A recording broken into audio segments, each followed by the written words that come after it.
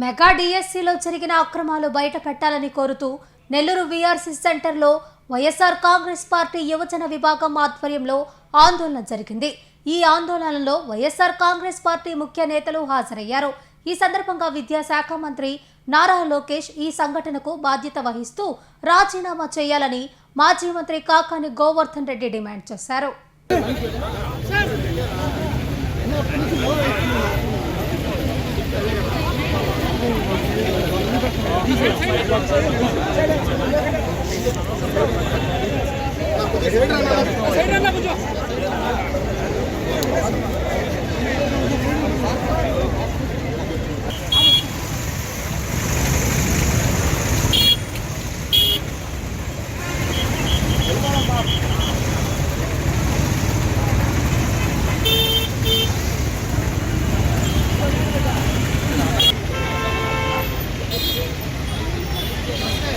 తమ్ముడు ఫోన్ సైడ్కి వస్తే పైకి వెళ్తాడు. నా పని పాటు వాళ్ళు వెళ్తున్నారు కదా.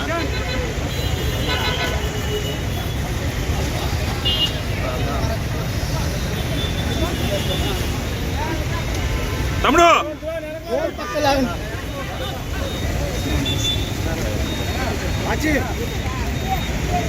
సార్ సెల్ ఫోన్ ముందులతో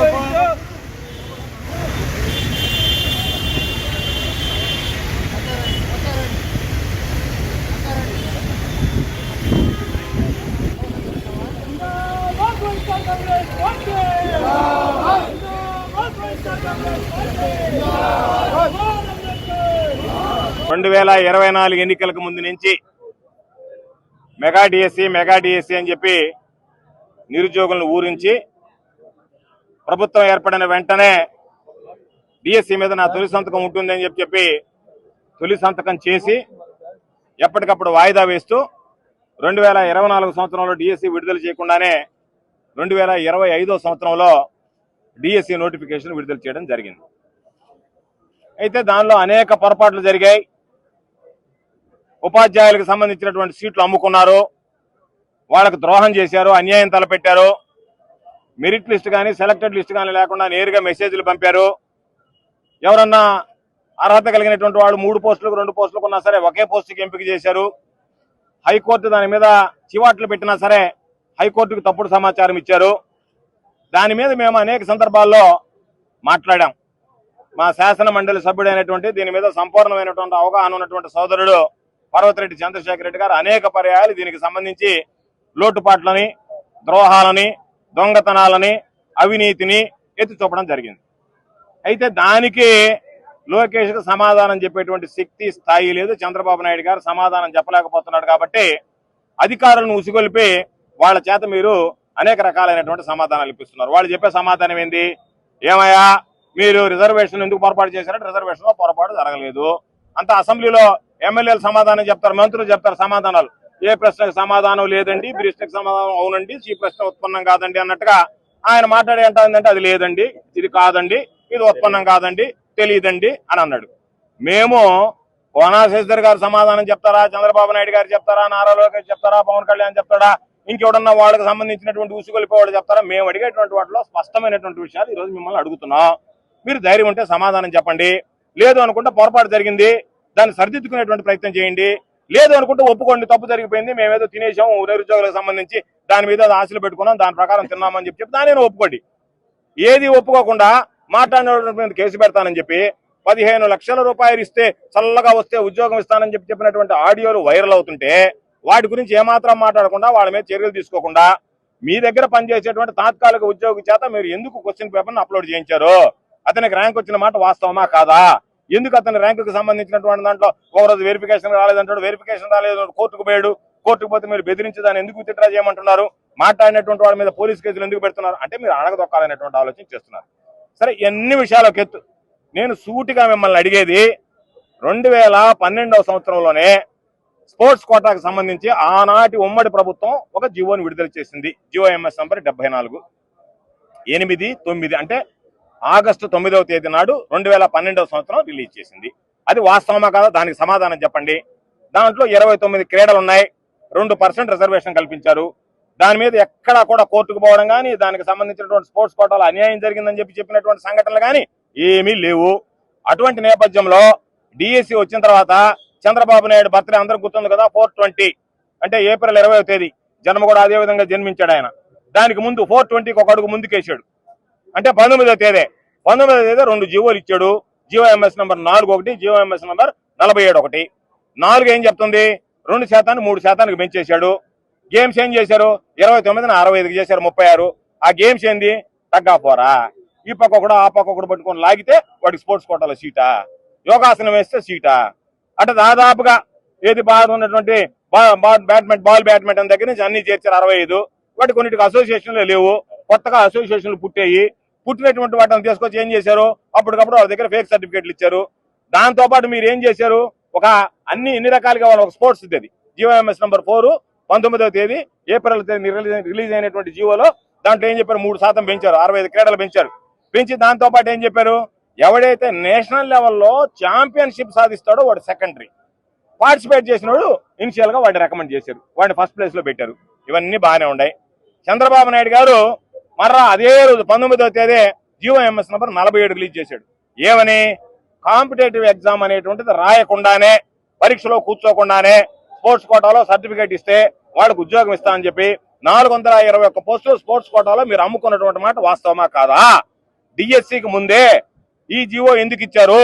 ఈ 2 జీవోల మీద అనుమానాలు ఉన్నాయి. 2% 3% ఎందుకు పెంచారు, సమాధానం చెప్పండి. 29 క్రీడలను 65కి ఎందుకు పెంచాల్సిన అవసరం వచ్చిందో చెప్పండి. దానితో పాటు పరీక్ష రాయాల్సినటువంటి అవసరం లేదని చెప్పి AP state subordinate rules, service rules ఉన్నాయో వాటిని అమెండ్ చేయాల్సినటువంటి అవసరం ఏమొచ్చింది? జరిగింది, బాగానే ఉంది. డిఎస్సీలో డబ్బులు దండుకున్నారు, సీట్లు అమ్ముకున్నారు, నిరుద్యోగులకు ఉరి బిగించారు, నిరుద్యోగులకు ద్రోహం చేశారు. అయిపోయిన వెంటనే చంద్రబాబు ఏం చేశాడు, మొన్న మే 15వ తేదీ 2026 సంవత్సరం జీవోఎంఎస్ నంబర్ 56 రిలీజ్ చేశాడు. ఏమని రిలీజ్ చేశాడు, ఇక మీదట జరిగేటువంటి వాటికి ఖచ్చితంగా కాంపిటేటివ్ ఎగ్జామ్ మాత్రం కూర్చోవలసిందే, రాయాల్సిందేనని. అంటే మీరు కేవలం మీకు సంబంధించినటువంటి వాళ్ళని సెలెక్ట్ చేసుకునే దానికి కొత్త జీవోలు సృష్టించి, తప్పుడు జీవోలు సృష్టించి, దాని ద్వారా ఈరోజు మీరు ఇచ్చి మీ పని పూర్తయిన తర్వాత ఆ జీవోలను రద్దు చేసేటువంటి కార్యక్రమం ఎందుకు చేశారు?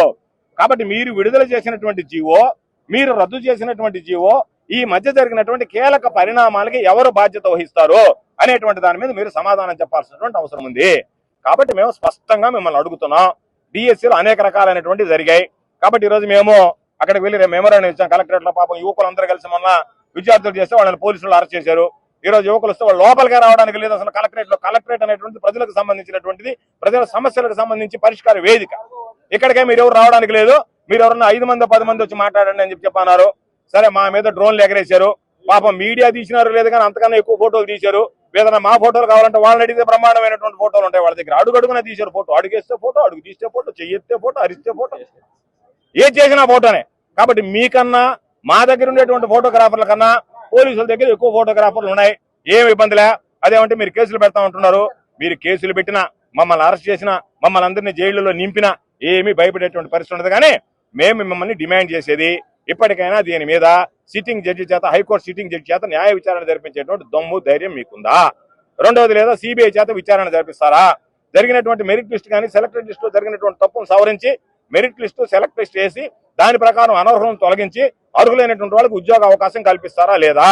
ఈ రోజు ఎవరైతే 15 లక్షల రూపాయలు అని చెప్పి మౌన్లో మాట్లాడారో, లావాదేవీలు జరిగాయని అంటున్నామో వాళ్ళ మీద క్రిమినల్ చర్యలు ఏదన్నా తీసుకున్నారా? కేసులు బుక్ చేశారా?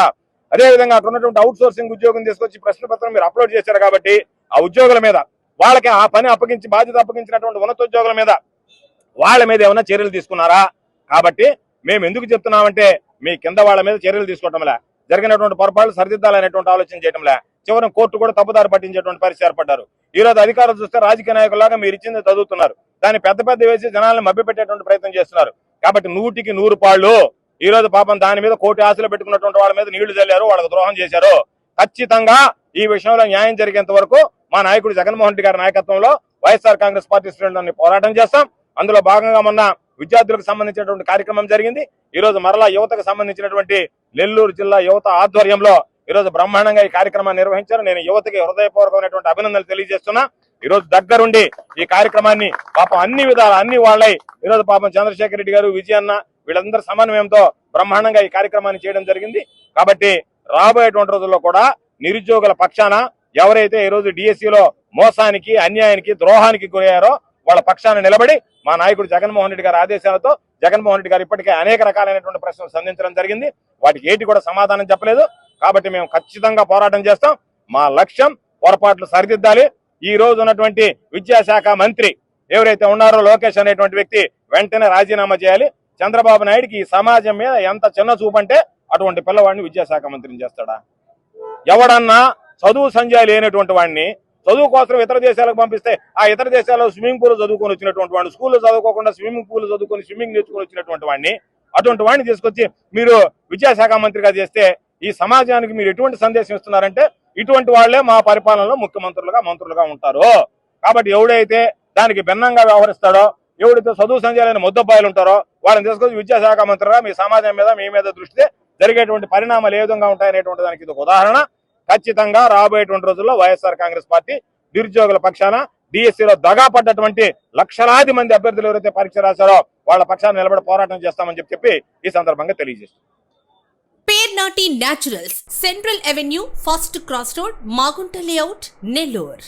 అధునాతన వ్యవసాయ పద్ధతులతో సేంద్రియ ఎరువుల మన్నికతో ఆర్గానిక్ ఫుడ్ ప్రొడక్ట్స్ ను తయారు చేసి మీకు అందిస్తున్న మీ ఆరోగ్యాభిలాషి పేర్నాటి న్యాచురల్స్. అన్ని రకాలైన వెజిటబుల్స్, సీజనల్ ఫ్రూట్స్, పాల ఉత్పత్తులు, సింగిల్ పాలిష్ రైస్, స్వచ్ఛమైన తేనె, పప్పు దినుసులు, గానుగ నూనెలు, మిర్చి, పసుపు, పికిల్స్, నేచురల్ పౌడర్స్, స్వచ్ఛమైన సువాసనలతో హై న్యూట్రిషనల్ వాల్యూస్ తో మీకందించటం మా ప్రత్యేకత. పేర్నాటి న్యాచురల్స్ కు విచ్చేయండి. ఆనందోత్సాహాలతో మీ ఆరోగ్యాన్ని పదిలపరచుకోండి.